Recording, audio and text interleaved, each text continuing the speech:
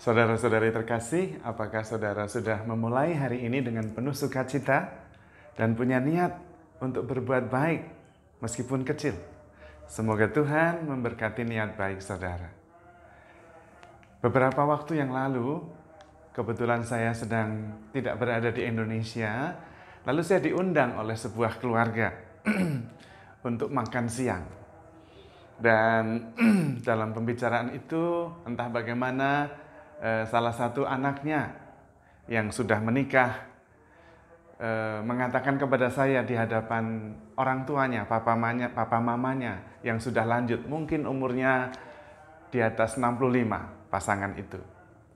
Dan anaknya perempuan mungkin umurnya 40-an lebih. Dia menikah dengan orang setempat. Dan anaknya itu mengatakan kepada saya, lapor, Romo, gimana ini papa mama saya ini? Makin tua malah makin sering berantem. Isinya itu bertengkar, berantem terus mereka.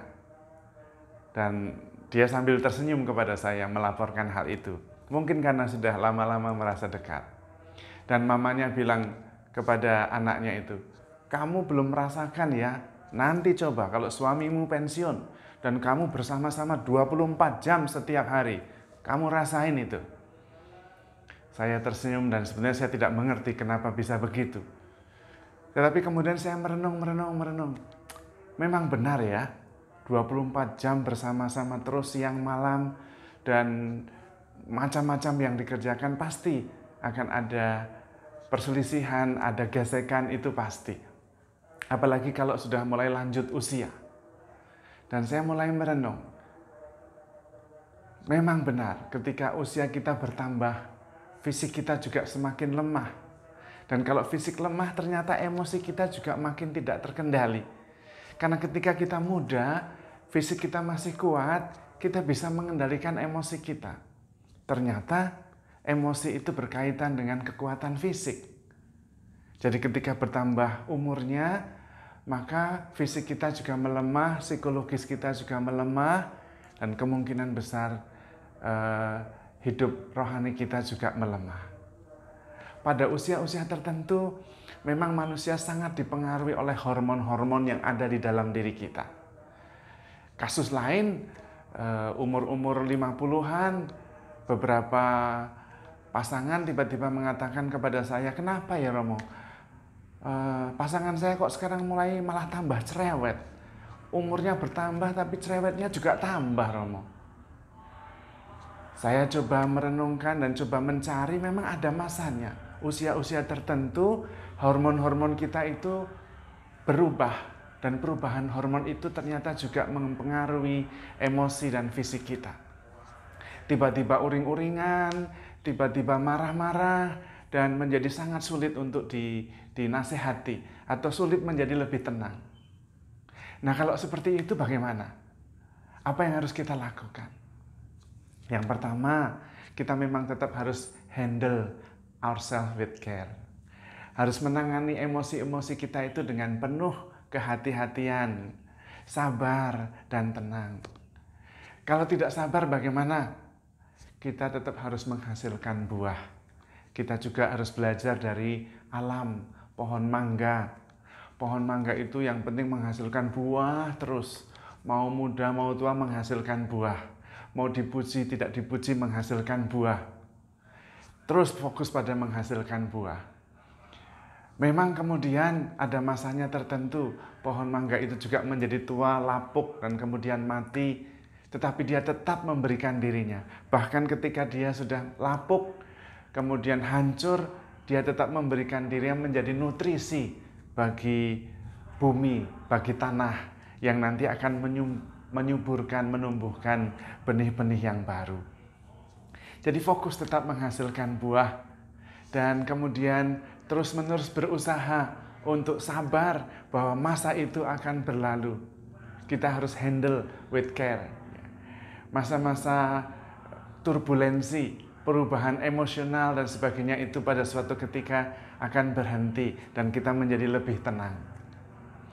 Pada masa-masa tertentu memang tiba-tiba kita tanpa sadar dan kadang-kadang juga sadar tetapi tidak sepenuhnya bahwa diri kita berubah. Tidak sekuat dulu, tidak sehebat dulu. Dan karena itu kemudian kita menjadi goyah, lalu menjadi aneh-aneh. Merasa takut, merasa gelisah terus-menerus, dan tidak tenang. Yang perlu kita renungkan justru kenapa Tuhan membiarkan kita akhirnya justru menjadi lemah. Ketika kita lanjut usia, fisik kita lemah, emosi kita lemah, psikologis kita lemah. Kenapa? Dan menurut saya jawabannya adalah supaya kita tetap diselamatkan. Maksudnya apa, Romo? Yaitu supaya kita tidak menyelamatkan diri. Kita itu diselamatkan, bukan menyelamatkan diri. Dan meskipun kita lemah, meskipun kita berdosa, kita tetap orang berdosa yang ditebus. Dan memang Yesus datang untuk menyelamatkan orang berdosa. Kita tidak bisa menyelamatkan diri sendiri. Memang kita seringkali mendengar, makin tua makin bijaksana. Tapi menurut saya pada tahap tertentu, makin tua kita juga makin lemah. Dan kalau fisik kita lemah, psikologis kita juga lemah. Kadang-kadang juga dan seringkali rohani kita juga lemah. Supaya kita tetap sadar bahwa kita tidak bisa menyelamatkan diri sendiri. Kita tetap diselamatkan oleh Tuhan. Tuhan memang datang untuk menyelamatkan orang berdosa. Dan jangan khawatir, ketika kita lemah, ketika kita memang sudah lanjut usia, ketika memang masanya, kita pergi itu justru dengan ikhlas dan dengan tenang. Karena pada masa-masa tertentu, orang juga mengalami jenuh, mengalami bosan hidup. Dan itu terjadi ketika kita sudah berumur 75, 80 tahun, 80 lebih. Hidup itu tidak menawarkan apa-apa lagi. Saya masih ingat bapak saya ketika dia umur 81, 82, dan ketika ibu sudah tidak ada, dia berangkat lebih dulu. Ketika saya berkunjung ke rumah, bapak saya selalu tanya, "Bon, kapan ya bapak ini dipundut?" Itu pertanyaannya. "Bon, kapan ya Tuhan itu memanggil saya?" Dan saya biasanya sambil tersenyum, "Ya nanti Pak, saya tanyakan dulu, saya nggak punya kewenangan untuk menentukan." Dan dia biasanya lalu kembali tenang dan ngobrol dengan saya. Pada usia-usia tertentu bahkan merindukan kesatuan dengan Tuhan itu. Maka sabar, handle yourself with care, tetap menghasilkan buah. Kalau sudah lanjut, buah-buah kesabaran, buah-buah iman, buah-buah doa, itu juga yang perlu diperjuangkan. Dan kita mesti harus ingat bahwa kelemahan bahkan kematian akan menghasilkan kehidupan baru. Jadi jangan khawatir ketika kita menua, kita melemah, hormon-hormon kita mulai berpengaruh, kita mulai berkurang. Ingat, kehidupan baru akan muncul.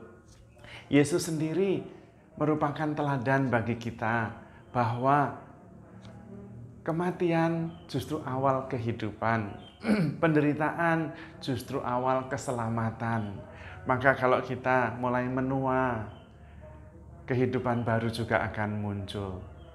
Kita diminta terus sabar dan handle with care, terus menghasilkan buah sampai akhir, terus memberikan diri, bahkan ketika harus menjadi lapuk dan kemudian harus menjadi pupuk, menyuburkan tanah, memberi, itulah kehidupan kita.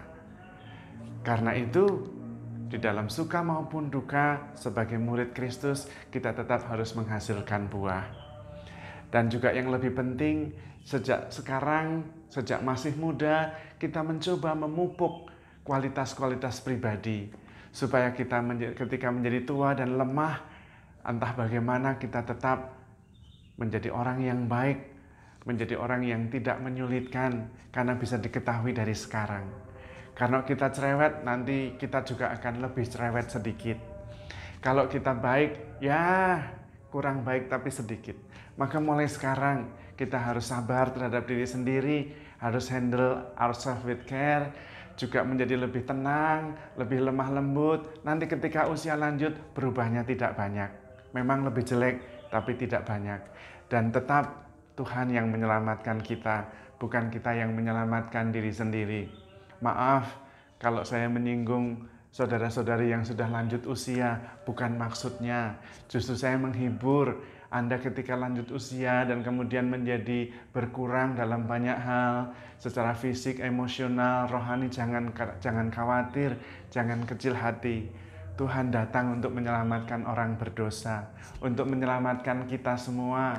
Dan memang pada saatnya kita harus menempuh jalan kelemahan, menempuh jalan salib, dan akhirnya kita hanya bisa mengatakan, Tuhan, inilah aku, ampunilah aku, terimalah aku.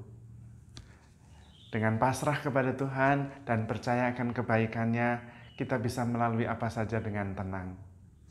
Tuhan memberkati.